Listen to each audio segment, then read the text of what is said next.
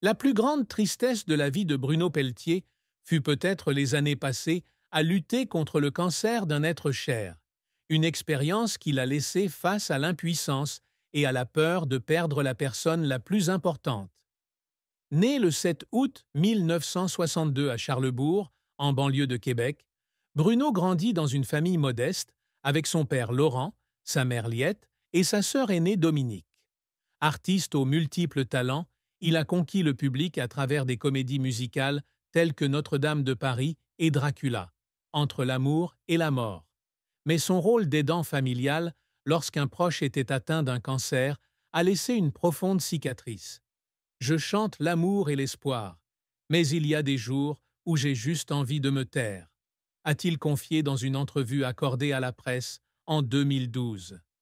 Père de Thierry et époux de Mélanie depuis 2010, il a gardé son chagrin privé, mais a admis avoir pleuré seul en studio en pensant à ce que sa famille a enduré. Je n'ai pas pu les sauver de la douleur et cela m'a brisé, a-t-il déclaré. Cette tristesse, bien que cachée derrière un sourire théâtral, est une partie indissociable de qui il est, un homme qui cherche toujours à transformer la douleur en art. Le parcours de Bruno Pelletier est une symphonie de passion, de talent et de défis extrêmes, où il est passé des petits bars de Montréal à devenir l'une des voix les plus marquantes du Québec et de la scène francophone internationale. Ayant grandi à Charlebourg, Bruno a montré très tôt un amour pour la musique. Son père, Laurent, lui a offert sa première guitare à l'âge de 7 ans et à 13 ans. Il avait appris la batterie tout seul. La musique est ma façon de parler au monde, a-t-il déclaré un jour à l'Encyclopédie canadienne. Dans les années 1980, il a débuté avec des groupes de rock anglophones comme Amanite et Sneak Preview, se produisant dans des clubs locaux. Mais son cœur appartenait à la langue française et, en 1989, il fonda le groupe Pell, axé sur les compositions rock en langue française. Je veux chanter dans ma propre langue, pour que les gens puissent me ressentir, a-t-il partagé.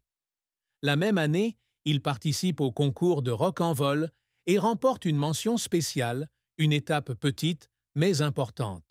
En 1991, Bruno décroche son premier rôle dans la comédie musicale Vue d'en haut au Festival Montgolfière de Saint-Jean-sur-Richelieu, une expérience qui lui fait découvrir la puissance de la scène.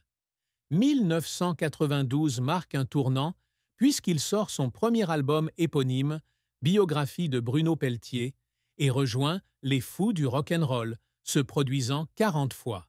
Cette année également, il a été choisi pour incarner James Dean dans La légende de Jimmy, un opéra rock de Luc Plamondon et Michel Berger, qui a été présenté à Montréal et à Québec.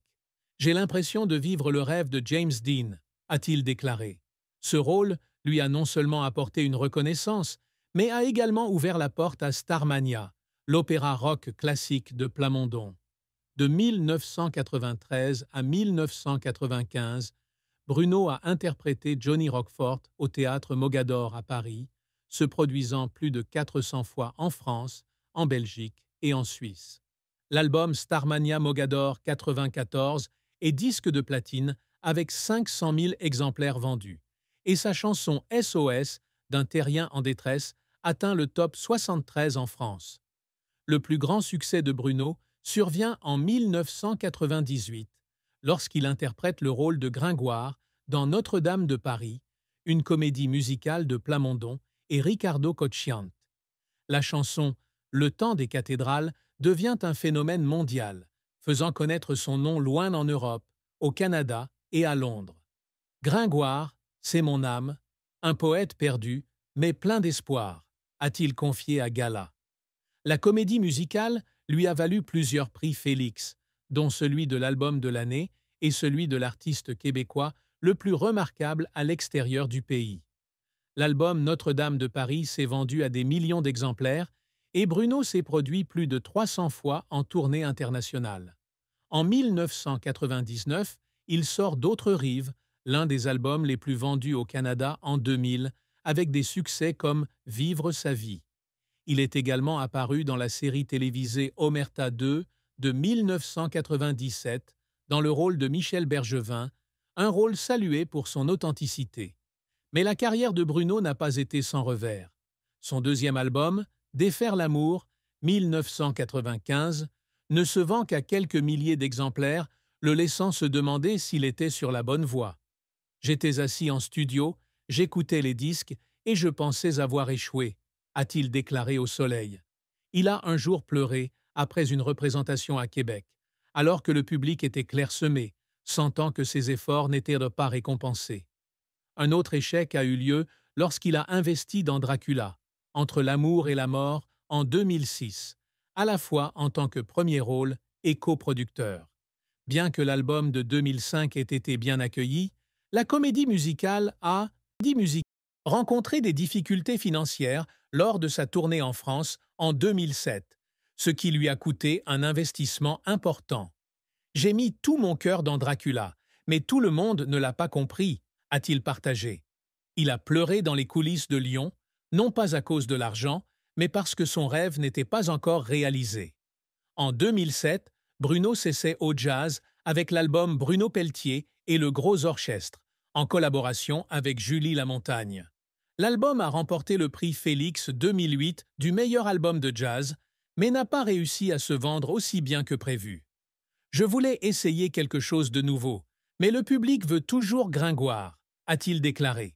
Il enchaîne avec Microphonium, 2009, marquant 25 ans de chant, et se produit au Théâtre Estrade de Moscou, où la chanson Dénaturée est en tête des charts radio. En 2011, il incarne Napoléon dans Les Filles de Caleb, un rôle émouvant qui ne reçoit pas la même attention publique que Notre-Dame. L'album Rendu là, 2012, fut une autre tentative de s'imposer, mais les ventes furent seulement moyennes. J'ai pleuré parce que je voulais toucher plus de gens, mais je savais que j'avais fait de mon mieux, a-t-il déclaré.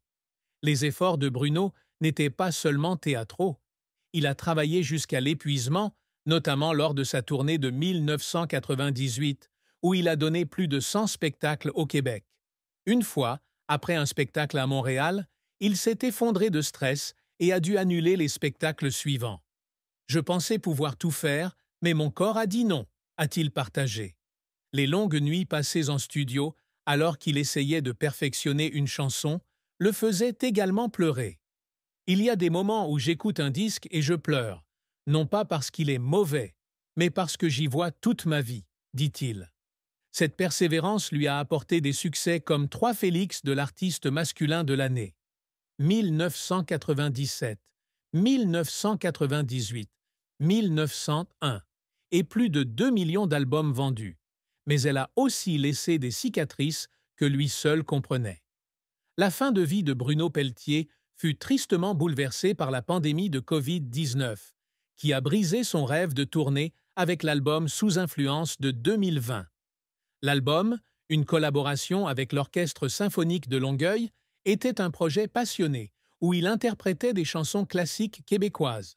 « Je veux faire découvrir la musique de ma ville natale à tout le monde », a-t-il déclaré au Journal de Montréal.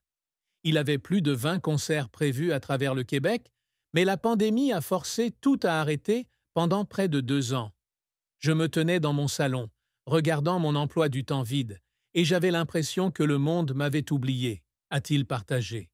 Il avait l'habitude de pleurer en écoutant les enregistrements de Sous influence, non pas à cause de la qualité, mais à cause de la douleur de ne pas pouvoir les apporter au public.